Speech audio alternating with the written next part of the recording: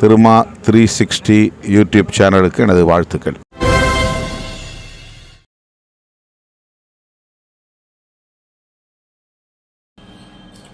அரசியலில் நாம் அங்குலம் அங்குலமாக வளர்ந்து வருகிறோம் என்று பலமுறை சொல்லியிருக்கிறேன். அழுத்தம் திருத்தமாக வளர்ந்து வருகிறோம் என்று பலமுறை சொல்லியிருக்கிறேன். அதிகாரத்தை நோக்கி மிக உறுதியாக நின்று பயணித்து வருகிறோம் என்பதை நான் ஏற்கனவே பலமுறை பதிவு செய்திருக்கிறேன். எனவே நம்மை யாரும் ஏமாற்றிவிட முடியாது, ஏய்த்துவிட முடியாது.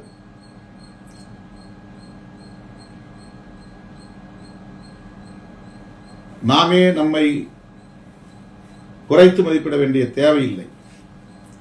நாங்கள் ஒரு குறிப்பிட்ட சமூகத்தை சார்ந்தவர்கள் என்பதால் தான் மற்றவர்கள் எங்களை அழுத்த பார்க்கிறார்கள் போன்ற விமர்சனங்கள் தேவையில்லை.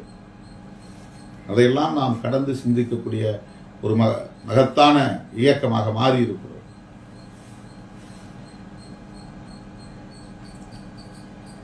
பொது நீரோட்டத்திலே பணியாற்றக்கூடிய அளவுக்கான வலிமையை நாம் பெற்றிருக்கிறோம். ஒரு குறிப்பிட்ட சமூக அடையாளத்தை சுமந்து அந்த அடையாளத்தை நமக்கான தற்காப்பு கவசம் என்று கருதுவதோ அல்லது அந்த அடையாளத்தை நமக்கான பேராயுதம் என்று கருதுவதோ கூடாது. அது தேவையில்லை. நாம் முன்வைக்கக்கூடிய அரசியலும் நாம் முன்வைக்கக்கூடிய செயல் திட்டங்களும் தான் யாவற்றையும் தீர்மானிக்கும். நாம் தொலைநோக்கு பார்வையோடு சிந்தித்தால், வலுவான செயல் திட்டங்களோடு களமிறங்கினால், எந்த அடையாளத்தையும் காட்டி நம்மை எவராலும் ஓரம் கட்ட முடியாது. தொலைநோக்கு பார்வையும் நடைமுறைக்கு சாத்தியமான செயல் திட்டங்களும் தான் மிக முக்கியமான தேவை என்பதை நீங்கள் உணர வேண்டும். தொலைநோக்கு பார்வை என்றால் என்ன? இந்த தேர்தலில் என்ன பலன் என்று பார்ப்பது அல்ல. அடுத்தடுத்து எப்படி மக்களின் அங்கீகாரத்தை நாம் பெறப்போகிறோம், இன்னும் 5 ஆண்டுகளில், இன்னும் 10 ஆண்டுகளில்.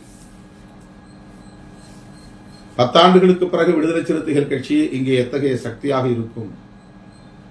இந்த கட்சியின் மீது மக்கள் கொண்டிருக்கிற நன்மதிப்பு இன்னும் எவ்வளவு பெருகும்? நம்மை வெறுப்பவர்களின் எண்ணிக்கை எந்த அளவுக்கு குறைந்து கொண்டே வருகிறது? 10 ஆண்டுகளுக்கு பிறகு எவ்வளவு குறையும், எவ்வளவு குறைக்க வேண்டும்? இந்த பார்வைதான் தொலைநோக்கு பார்வை. எந்த ஒரு செயலிலும் 2 விளைவுகள் உண்டு. ஒன்று உடனடி விளைவு, இன்னொன்று தொலைதூர விளைவு. காலம் கடந்து சில விளைவுகள் உருவாகும், உடனடியே சில விளைவுகள் உருவாகும்.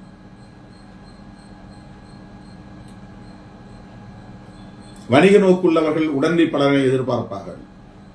கையில காசு வாயில தோசை என்று சொல்வார்கள் பழமொழி. உடனே எதுவும் கையிலே கிடைத்து கணக்கு போட்டு பார்த்து லாபம் பார்த்து அதன் அடிப்படையிலே முடிவெடுப்பார்கள். எல்லாவற்றிலும் லாபம் பார்க்கிற பார்வை, அதுவும் உடனே லாபம் கிடைக்க வேண்டும் என்கிற பார்வை. நாமே ஜெயிக்க வேண்டும், உடனே ஜெயிக்க வேண்டும் என்கிற பார்வை. மசில் பவர், மணி பவர் போன்றவற்றை பயன்படுத்தியாவது வெற்றி பெற்றுவிட வேண்டும் என்று எண்ணுகிற அணுகுமுறை. இவையெல்லாம் தற்காலிகமானவை.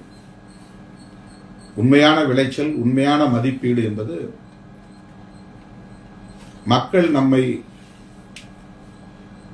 தங்களுக்கான ஒரு இயக்கம் என்று கருதுவதும் நம்புவதும், அந்த நம்பகத்தன்மையை வளர்ப்பதும், அதன் அடிப்படையில் இந்த இயக்கத்தின் மீதான நன்மதிப்பை பெருக்குவதும் தான் உண்மையான விளைச்சல்.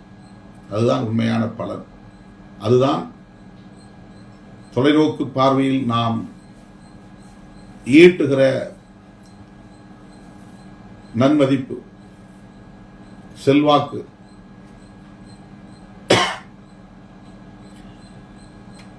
அது ஒட்டுமொத்த அதிகாரத்தையும் நம்மிடத்தில் ஒப்படைக்கும்.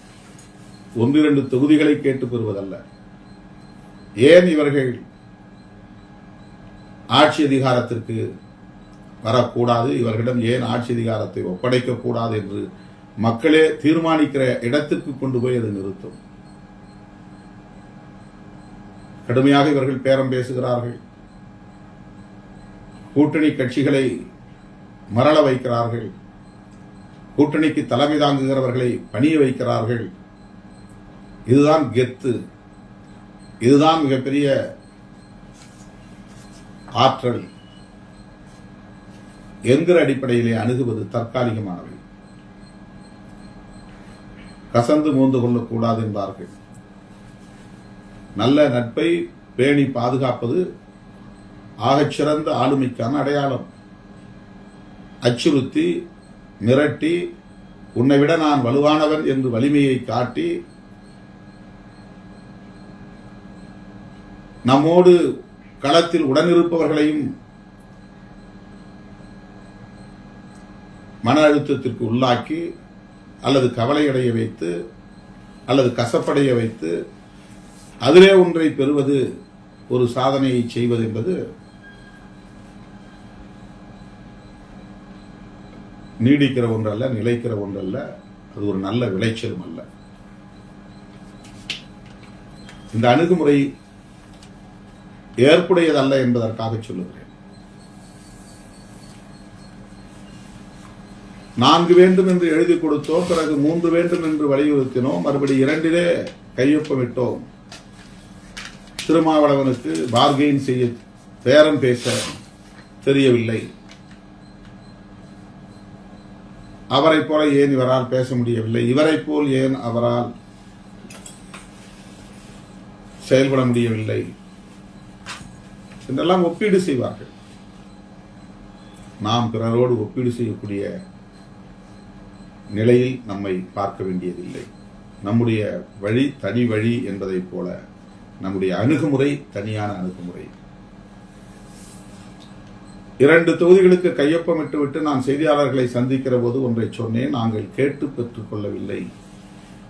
2 தொகுதிகளை திமுகவிடம் கேட்டு பெற்றுக் கொண்டோம் என்பதை விட கலந்து பேசி பகிர்ந்து கொண்டோம் என்பதுதான் பொருத்தமானது என்று சொன்னேன். இது திமுக கொடுத்தது, விசிக வாங்கி கொண்டது என்கிற நிலை அல்ல. நாங்கள் எல்லோரும் ஒரு இடத்திலே அமர்ந்து இவ்வளவுதான் இருக்கிறது, இதிலே நாம் யார் யார் எவ்வளவு எடுத்துக்கொள்ளலாம், ஏன் திமுகவுக்கு 20 இடங்களுக்கு மேல் தேவைப்படுகிறது, ஏன் காங்கிரசுக்கு 10 இடங்களாவது தேவைப்படுகிறது, ஏன் மற்ற கட்சிகளுக்கு 2 இடங்களை பகிர்ந்து தர வேண்டிய நிலை இருக்கிறது, நம்முடைய கூட்டணியில் முரண் ஏற்படாமல் எப்படி நாம் பகிர்ந்து கொள்வது.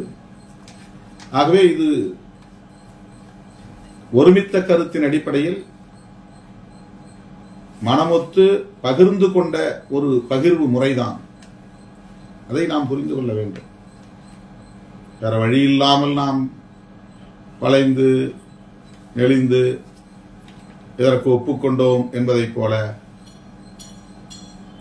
சில விமர்சகர்கள் நமக்கு எதிரான கருத்துக்களை பதிவு செய்து வருவார்கள். அதற்கு நாம் ஒருபோதும் இடம் கொடுக்கக்கூடாது, உணர்ச்சி வயப்படக்கூடாது.